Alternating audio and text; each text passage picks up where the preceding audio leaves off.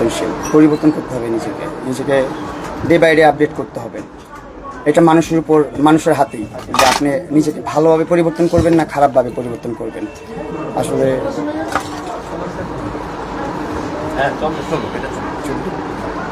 যেটা বলতেছিলাম, পরিবর্তন মানুষের হাতেই থাকে। আপনি খারাপ হবেন না ভালো হবেন এটা আপনি নিজেই ডিসাইড করবেন। তো আমি যখন জেলে গেলাম তখন আমি ডিসাইড করছি যে না, এখন থেকে একটু ডিফারেন্ট লাইফ লিড করব। সো এখানে একদম অন্যরকমভাবে ছিলাম। টাইম টু টাইম ঘুমাতাম, খেতাম, নামাজ পড়তাম, আরবি পড়তাম, বই পড়তাম, হাঁটাহাঁটি করতাম, এক্সারসাইজ করতাম। তারপর অনেক বড় ভাইরা ছিল, পরিবার ছিল জেলের ভিতরে, অনেক বড় একটা, অনেক ভাইরা ছিল যাদেরকে অনেক মিস করতেছি এখন অবশ্য। সবাইকে ভালোবাসা জানাই আর দোয়া করি যারা অসহায় মানুষরা জেলখানাতে আছে তারা তাড়াতাড়ি বের হয়ে যাক, তারা আবার তাদের ফ্যামিলির সাথে সময় কাটাক, দিন কাটাক। আপনার যেহেতু একটা বড় ফ্যান বেস এবং আপনি একটা বড় প্রতিনিধিত্বই করেন, বলা যায় যে আপনাকে দেখেই কিন্তু অনেকে শিখে, এবং সেই আপনি যদি সবসময় ভুলের মধ্যে থাকেন, মানে এই ব্যাপারটা সবার কাছে দৃষ্টিকটু, মানে এটা আর পুনরাবৃত্তি হবে কি না, এটা একটু আপনার কাছে। সুন্দর কোয়েশ্চেন করছেন। আমার কাছ থেকে শিক্ষা নেওয়ার দরকার নেই কারণ আমি সবাইকে বলতে চাই আপনারা আমার কাছ থেকে শিক্ষা নিতে পারেন যে কীভাবে আপনারা আপনাদের লাইফটাকে পরিচালনা করবেন। আমি একটা স্কুল, আমি স্কুলে যাওয়া দরকার নেই আমার, আমি নিজে একটা স্কুল। সবাই নিজের মধ্যে নিজে একটা স্কুল, সবাই নিজেকে নিজের মতো করে করেন। আমার কাছ থেকে শিখেন যে কোন ভুলগুলো আপনারা করবেন না লাইফে। আমি যে ভুলগুলো করছি আপনারা তো দেখতেছেন এগুলো আসলে ভুল, এগুলো আপনারা করেন না। আপনারা এইটাই শিক্ষা নেন আমার কাছ থেকে, আমার কাছ থেকে এর চেয়ে ভালো কিছু শিক্ষা আপনারা আশা করেন না। মামুনের বিয়ের পরেই যে জটিলতাগুলো হচ্ছে, যে থাকে না যে বিয়ের পরে কিন্তু মানুষ অনেক সূত্রায়, আপনি যখনই সংসারে যখন যুক্ত হলেন তখন কিন্তু আপনি দেখেন চেঞ্জটা আপনি আনতে পারলেন না। মানে এটা যদি একটু সংক্ষেপে যদি বলেন, কারণ আপনি পাবলিক ফিগার, আসলে সবাই জানতে চায় ওই সময়টা কেন আপনি চেঞ্জ হতে পারলেন না। কোন সময়টাতে? মানে যখন বিয়ে করলেন, বিয়ের পরই কিন্তু আপনি দেখেন একটু অন্য মানুষ হলেন, বা আসলে বিয়ের আগে ছিল একটা জীবন, বিয়ের পরে আরেকটা জীবন। পুরুষ মানুষের জীবনটা এরকম, বিয়ের আগে একরকম থাকে, যখন বিয়ে করে তখন সংসারের চিন্তা ভাবনা অনেক কিছু চলে আসে, নতুন নতুন জিনিসপত্র, নতুন নতুন সাবজেক্ট চলে আসে মাথায়। তো আমি একটু ডিপ্রেস হয়ে গেছিলাম মাঝখানে, এইটাই। পরিবর্তন করতে পারি না কেন এটা তো আসলে বলতে পারবো না। আল্লাহ পাক চাইছে আমি জেলে যে নিজেকে পরিবর্তন করি, জেলে যে নিজেকে পরিবর্তন করে বেরিয়েছি। মানে এটা কি চাপ থেকেই হয়েছে যে আপনি মাদকাসক্ত হয়েছিলেন, পাশাপাশি আপনি মানে থাকে না যে টিনেজাররা যেভাবে চলে, যে হুটহাট একটা জায়গায় দল বল মানে নিয়ে চলা, মানে এই ব্যাপারগুলো। দেখেন আমি 2017 সাল থেকে আমার ফ্যামিলিটা চালাই, আমি একাই। আমি আমার ফ্যামিলির মেরুদণ্ড, আমি না থাকলে আমার ফ্যামিলি অসহায়। আমি এই জন্য সবার কাছে সবসময় রিকোয়েস্ট করি, আমার মাও সবাইকে ছেলে ছেলে বলে, কারণ আমি দুনিয়াতে আজ আছি কাল নাও থাকতে পারি। আমি যখন না থাকবো আপনারা অবশ্যই আমার বাবা মাকে দেখবেন, ভালো মন্দ জানবেন, খবর নেবেন, দোয়া করবেন, এতটুকুই চাই সবার কাছে। আর লাইফে চাইলে নেশাখোর হইতে পারতাম অনেক আগেই, কারণ 17 সাল থেকে আমি নিজে আর্ন করি, নিজে সংসার চালাই। নেশাখোর আসলে শখে হয় না মানুষ অনেক ডিপ্রেশনে যে নেশার রাস্তা বেছে নেয়, যে আসলে ওই ডিপ্রেশনে আমি থাকতে চাই না, নেশা করলে ওইখান থেকে বের হয়ে থাকা যায়। কিন্তু এটা হচ্ছে একটা ভুল থিওরি। আমি বলবো যে নেশা করে আসলে আপনি অল্প কিছু সময়ের জন্য ভুলে থাকতে পারবেন, কিন্তু আপনি পার্মানেন্টলি আপনার নিজেকে ক্ষতি করতেছেন, আপনার দেহকে ক্ষতি করতেছেন, আপনি সব কিছু, আপনার ক্যারিয়ার নষ্ট করে ফেলতেছেন। সো ডিপ্রেস থাকলে আমি বলবো যে আপনারা কান্ট্রি লিভ করেন, দেশের বাইরে যান, ঘুরে ফিরে আসেন, ট্রাভেল করেন, মাইন্ড ফ্রেশ করেন, দ্যাটস ইট। নেশা পানিতে যাওয়া দরকার নাই, নেশা পানি করেন না ভাই। আপনি কিন্তু দেখেন মানুষের ভালোবাসার একটা মানুষ, অনেকেই আপনাকে নেগেটিভভাবে দেখলেও পজিটিভভাবে দেখারও কিন্তু অনেক মানুষ আছে যারা আপনাকে অনেক ভালোবাসে। সেই মানুষগুলোর দিকে তাকায় হলেও তো আপনি বলেও ছিলেন যে আপনি ভালো ভালো কন্টেন্ট সামনে নিয়ে আসবেন, কিন্তু দেখেন আপনি কিন্তু সেই জায়গাটা ফিল আপ করতে পারলেন না। না, আমি তো রিসেন্ট যতগুলো কন্টেন্ট করছি, আমার কন্টেন্টের তো বদনাম কেউ করেন নাই আজ পর্যন্ত। কন্টেন্ট অবশ্যই ভালো ভালো কন্টেন্ট করছি, আমি যেটা বলছি সেটাই করছি। এখন ব্যক্তিগত জীবনটা তো আসলে আনতে চাইনি, সোশ্যাল মিডিয়াতে চলে আসছে। আসলে আমরা আসলে সোশ্যাল মিডিয়ার মানুষ কতক্ষণ আর বাইচা থাকা যায়? ঝগড়াঝাটি অনেক দিন ধরেই চলতেছিল আমাদের মধ্যে, এটা ওই দিনই প্রথম না। যেদিন আপনারা সোশ্যাল মিডিয়া দেখতেছেন ওই দিনই যে প্রথম ঝগড়া আমাদের, এমন কিছু না। বিষয়টা অনেক আগে থেকে আমাদের মধ্যেই সমস্যা হচ্ছিল। থার্ড পার্সনরা আমাদেরকে নিয়ে গেম খেলতেছিল আর আমরা লুজার হয়ে গেছি দিন শেষে।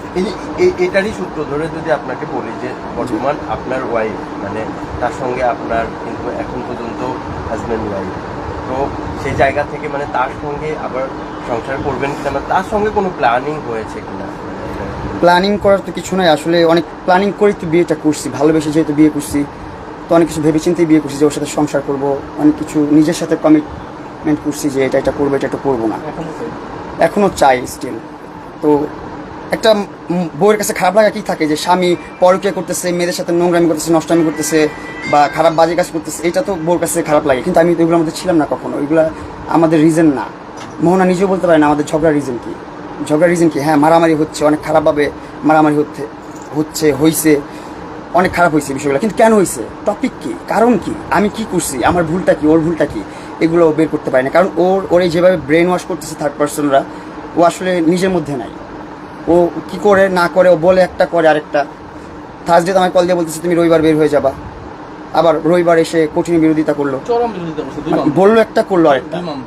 কিন্তু আমার লার্নেডরা সবাই স্ট্রং ছিল বিদায় আমি ওই দিন জামিনটা পেয়েছি। অ্যান্ড আমার ইচ্ছা ছিল যে আমার বোর বার্থডেতে আমি বাইরে থাকবো, একটা কেক কাটবো, কারণ ভিতরে ওরকম সুযোগ সুবিধা নাই কেক কাটার। আমি মিলাদ পড়েছি ওখানে জিলাপি দিয়ে, সবাইকে জিলাপি দিয়ে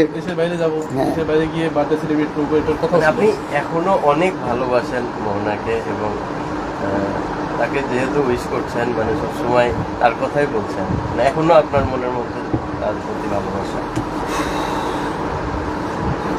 ফার্স্ট লাভ তো প্রথম ভালোবাসছি, ফার্স্ট লাভ কখনো ভুলতে পারে না মানুষ, এটা বাস্তব। সব ভালো থাকবে। অনেকে আমি শর্ট করবো ভাইয়া, মানে যেহেতু মানে কথা প্রসঙ্গে আমরা অনেকে তো নিতে পারি নাই, একটু আপনার ধৈর্য ধরতে হবে।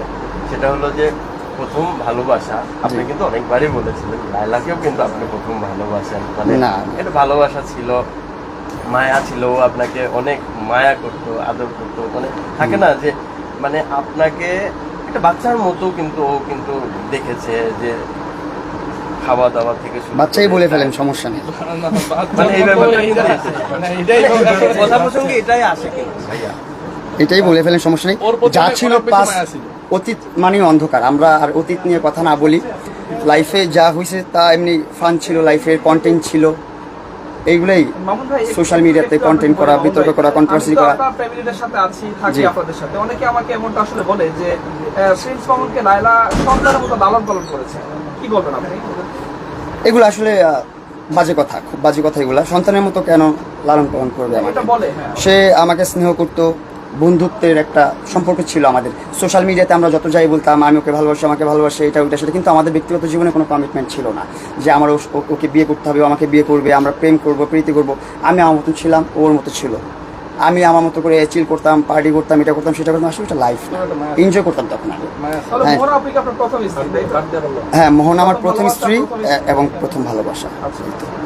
এবং এই যে ভাইয়া মানে আপনি কিন্তু আপনার কথা কিন্তু অনেকেই বলছেন যে আপনি টাকা পাওয়ার জন্যই আসলে এই সম্পর্কগুলো ধরে রাখেন, বা আমি যতদূর জানি আপনার সঙ্গে আমার অনেক লং টাইমের একটা সম্পর্ক ছিল। আমি দেখেছি যে আপনি খুব ছোট্ট থেকেই ইনকামটা করছেন এবং আপনার ফ্যামিলি চালাচ্ছেন সে বহুত আগে থেকে। আপনার বাবা যখন বিদেশে যেয়ে ওখানে একটা বড় আকারে একটা ইয়ে হয়েছিল, ঝামেলা হয়েছিল, তখন থেকে আপনি ধরে রেখেছেন। কিন্তু আপনি তো ইনকামের সাইড দিয়ে তো আসলে ইনকাম করতে পারেন, তো অন্যের টাকাটা নেওয়ার আসলে দরকার কি ছিল? এটা আসলে মানুষ তো মানুষের সমালোচনা করতে অনেক ভালোবাসে, মানুষকে ছোট করতে অনেক ভালোবাসে। কেউ যদি উপরে উঠতে থাকে, আমাদের মধ্যে এই নেগেটিভিটিটা আছে। যেমন আমরা কারো বাসায় গেলে যাওয়ার পথে অনেক ভালো মন্দ খাই, অনেক ভালো সময় কাটাই, অনেক ভালো গল্প করি, যাওয়ার পথে বলি কি আমরা অনেক কষ্ট দিয়ে গেলাম। নেগেটিভ টকটা আমরা করি সবসময়। এটা আমাদের কেন জানি না কী হয়, চলে আসে, অটোমেটিকলি চলে আসে। আমরা কিন্তু এখানে বলতে পারতাম যে অনেক ভালো সময় কাটাইলাম, অনেক তৃপ্তি ভরে খাবার খেলাম, মজাদার খাবার খেলাম আপনার বাসায় দাওয়াত খেয়ে, এভাবে বলা যায়। কিন্তু আমরা সবাই বলি যে অনেক কষ্ট দিয়ে গেলাম। সে আবার উত্তরটা কি আসে, আরে না ভাই, কি আর কষ্ট দিলেন, আপনি কষ্ট পেয়ে গেলেন। সো মানুষকে ছোট করে কথা বলে, মানুষকে ছোট করতে পছন্দ করে, এটাই আমি বুঝছি। আর যারা প্রকৃত আকারের মানুষ, ভালো মনের মানুষ, তারা মানুষের উন্নতি চায়, দোয়া করে, মানুষের জন্য প্রার্থনা করে, এরকম মানুষ অনেক আছে দুনিয়াতে। এবং